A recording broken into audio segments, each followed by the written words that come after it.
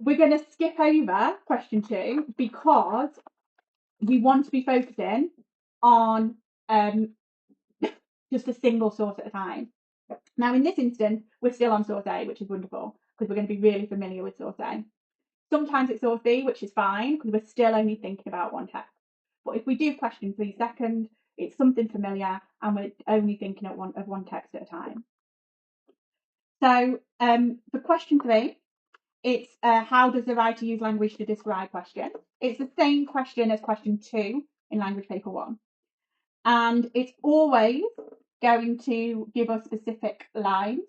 Unlike question 2 in language paper 1, it doesn't show us the box with the little thing in. So we have to make sure that we're highlighting it on our text. Lines 27 to 40, this last bit here, okay? And it's always a question that asks about language, okay? It's the exact same question. So we know by now that how is talking about the writer's choices. Even though this is a non-fiction text, the writer is still doing things on purpose. They're still making specific choices. They're still picking out words and images that are intended to make us think, feel, imagine things a certain way. So we know when we see this reference to language, we're going to be talking about words and images. And we know when we see the word describe, we want to add to the reader. Okay. We need to be talking about the reader in this and the effect on the reader, because that is why the writer has made the choices that they've made, because they want to have an effect on us, the reader. So the topic that we're going to be exploring, this question, is the cold tip. And this is where we really want to okay,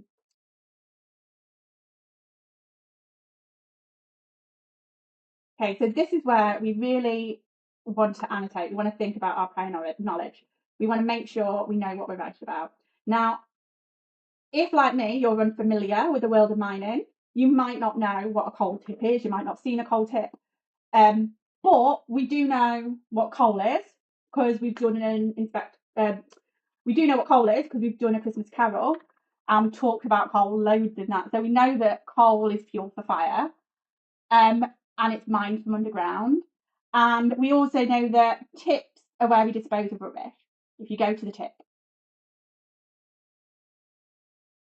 Okay, so we know it's a place where they dispose of rubbish. We also know from our reading that there are different coal tips, that the coal tips have been created close to the village because it's expensive to move it far away. And it's the waste from the mine. Okay, sorry, I got distracted there because someone just came in the bathroom. But what we were talking about is exploding that question, wasn't it?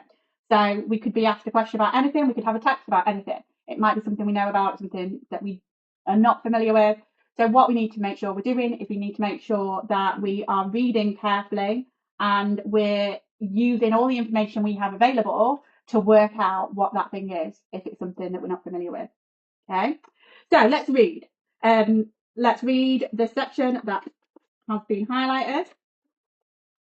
We're dead good as we were reading because we've made a little note about the coal tips. We knew that we were going to be asked about the coal tips because we read the questions in advance. And so we're already trying to work out what they are. Okay. So we've worked out that the coal tips are the big mountains of waste. In fact, we can see them in the picture there. These mountains of waste that have been created by the mine. And often we'll get little pictures like this in our text. So using all the information available to you, whether that's written information or visual information. Okay. So we're going to read through and we're going to see what words come into our minds about the coal tip. We're going to be using our versatile vocab to help us interrogate the text. We know we ask ourselves questions like, what is superior? What is inferior? Is it secure? Is it vulnerable? Comforting, unsettling, normal or abnormal? These pairs of words that we have in our heads that we've been using since year 7, we are going to be using them now in order to read this text well. So, on the mountain above Aberfan, there were 7 such tips, The evening sun sank early behind them. To some of the younger generation, they had always been there, as though dumped by the hand of God. They could be seen from the school windows immediately below them, rising like black pyramids in the western sky. But they were not as solid as they looked. It was known that several had moved in the past, inching ominously down the mountain. What was not known, however, was that the newest tip, number 7, was a killer with a rotten heart. It had been begun in Easter 1958 and was built on a mountain spring, most treacherous of all foundations. Gradually, over the years, the fatal seeping of water was turning tip 7 into a mountain of moving muck. So I want to think, well, what do I feel I've learned about the coal tips there? Do I think the coal tips are potent or impotent? I think they're potent. They're connected to God and pyramids. Do I think that they seem superior or inferior? They seem superior.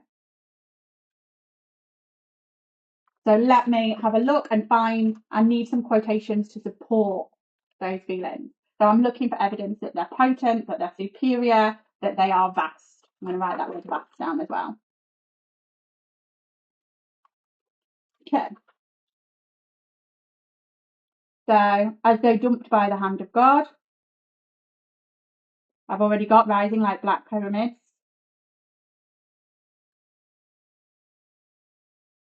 A mountain of moving muck. The mountain is something huge and majestic. But there's lots of other things that I could highlight there as well, because I could highlight they were not as solid as they looked. Several had moved, inching ominously down the mountain. And obviously I've highlighted the killer with a rotten heart. The most treacherous of all foundations. Fatal seeping of water. There's lots and lots of things that I can highlight. And the reason I want to highlight lots and lots of things is because I want to give myself an opportunity to select the best quotes, okay? And to have the most information. So once I've had my initial feeling, I'm going to be choosing the best 2 or 3 quotes. Okay, so I think in terms of something potent and superior, I really do like that hand of God, because I'm really familiar about talking about things to do with God, to do with omnipotence, because of Macbeth, because of A Christmas Carol, because of the power and conflict poetry. And that might also make me lean towards the Black Pyramids as well, because Ozymandias we've done about kind of these monoliths that humans built, and this sort of human versus nature. So I'm definitely drawn to those 2 things. I'm also noticing, now I've highlighted a bit more, that we have this contrast, this vastness and potency of God and pyramids, but also this instability and movement.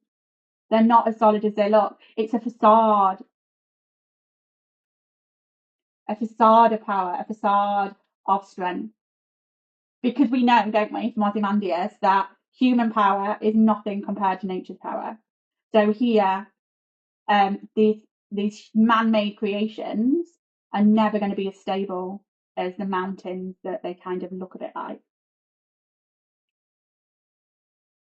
And then, so I'm going to add about instability. Here, dispose of rubbish. Let's put unstable, volatile. And also, the other thing that I quite like the quote is this killer with a rotten heart. So we've obviously got a bit of foreshadowing there, because we know that this inevitable tragedy, this death. But it's making these coal tips seem almost living, whether they're human, whether they're animals, they are predatory. They are malevolent. Especially this word rotten. Think about, what does the word rotten mean? Rotten equals decaying. Like if you think about a rotten apple, it might look solid, but if you pick it up, it's soft. Rotten can also mean corruption.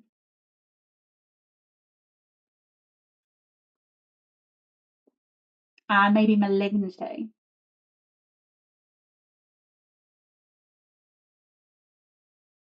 Especially because it's connected to the heart.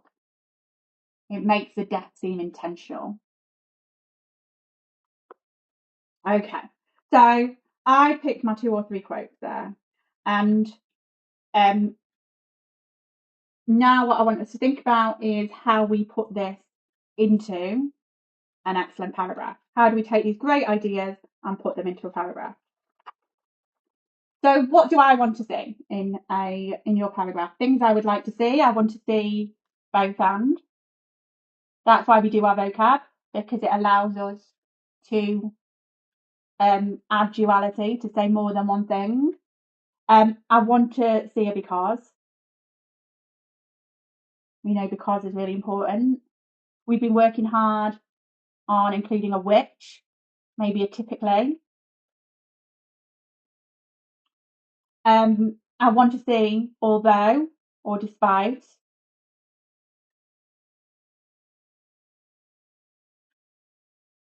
I want you to tell me what the right is revealing or exposing. We've been thinking about our analytical language. So I'm not wanting to see just shows suggest. We're revealing, we're exposing, we're highlighting. Okay. Maybe criticizing or warning. And obviously there we want to see the writer. The writer is doing this. The writer is making deliberate choices. They're doing things on purpose, and we want to say what are they doing on purpose and why are they doing it? Which means that we also need to be talking about the reader. Okay. So rather than writing out the paragraph here, because we've already used a lot of time with explaining the way I'm thinking, what I'm going to show you is I'm going to show you a paragraph. I'm going to look at it together, look at what the good points are, and think about what we could add, what might be missing. Okay. So clearly, the coal tips are both vast and unstable. For example, dumped by the hand of God, they rise like black pyramids. In other words, the pyramids are not only physically large, but they are also volatile because they are inching ominously down the mountain. In particular, despite them being made by humans, the writer suggests that they were made by God, a supernatural and omnipotent being. So the reader understands that whilst they are unnatural, they are powerful like nature. By using the word dumped, the writer reveals a lack of care because they are literally created by waste. But it could also show a callous disregard for the village of Aberfan. Perhaps the writer wants the reader to understand that the coal tips are not only powerful, but also unstable. Okay, so that's quite a nice paragraph. I managed to make it quite clear. I start off well. I've got clearly the coal tips are both and. I've got my example, for example, dumped like the hand of God. I've even got a not only but also, which is good. And I've got a because. So let's look at what's missing from that beginning bit. Is there anything that I could do better? If I'm going to purple pen my work, what am I going to add to it?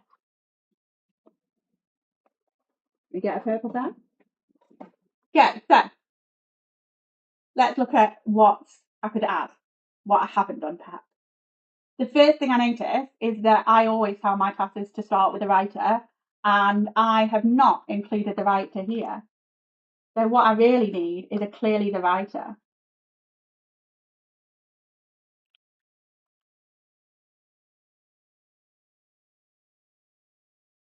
So clearly the writer describes the coal tips as both fast and unstable. Okay, I start with the writer. For example, dumped by the hand of God, they rise like black pyramids. I'm wondering whether that fully shows what I want it to show, because it does show that they're vast, but it doesn't necessarily show that they're unstable. Perhaps I need to explain that a bit more clearly in my in other words, because we've got that verb dumped, and dump suggests a lack of care. They're not carefully created. They're disposed of. They're thrown away. So perhaps I want to mention that. I want to put quotation marks around pyramids. They're physically large, and rather than just having that, they're volatile because they were not made carefully or not created carefully. Okay, that little addition just makes sure that I'm linking all my thinking. Okay. So, in particular, despite them being made by humans, the writer suggests that they were made by God, a supernatural and omnipotent being. So the reader understands whilst they are unnatural, they are powerful like nature. I quite like that bit. I like my despite. We've got this noun appositive as well, where we talk about what God is. And we've got the reader.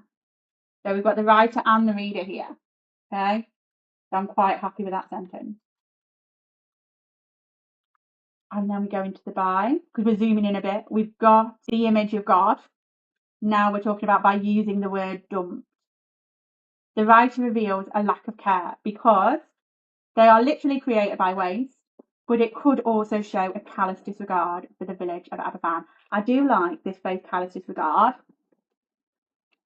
We haven't used that maybe since Anita and me, but it's a really well chosen bit of vocab. But I feel like maybe I missed a trick.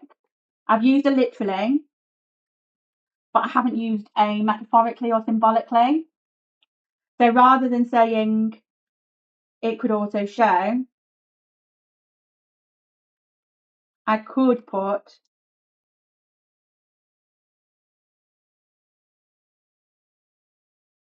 symbolically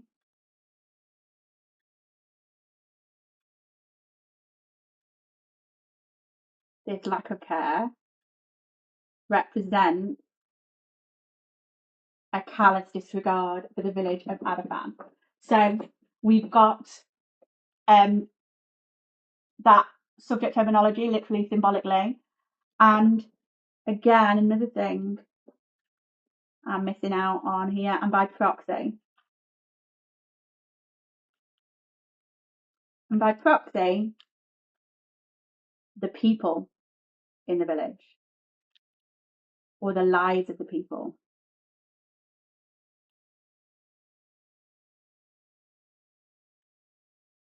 Okay. Ooh. So there's this callous disregard, not only for the village, but for the well-being and the lives of the people there. Perhaps the writer wants the reader to understand that the cold tips are not only powerful, but also unstable. Now, this bit I am less keen on. I feel like I've repeated myself a bit there. I feel like this isn't a useful addition. I've done my perhaps the writer. I know that is and I've talked about the reader. So I've done what I guess we're supposed to do, but I still don't feel like it's adding anything. So I'm going to rewrite that because I want to think about what does the writer do and why do they do it? Okay. So what do? They contrast this great size and power with this sense of unpredictability and volatility. Okay. So perhaps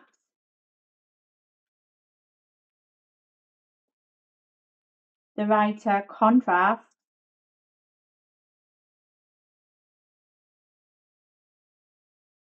images of power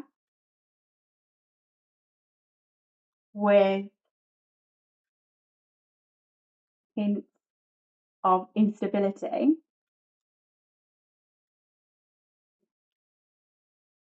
in order to. So what is the writer wanting to do? They want to create tension, don't they? To create tension, And we mentioned this in our note, foreshadow the inevitable tragedy.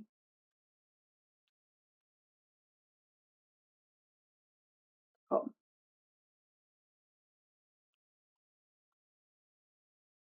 And we can choose then at the end maybe to add, therefore the reader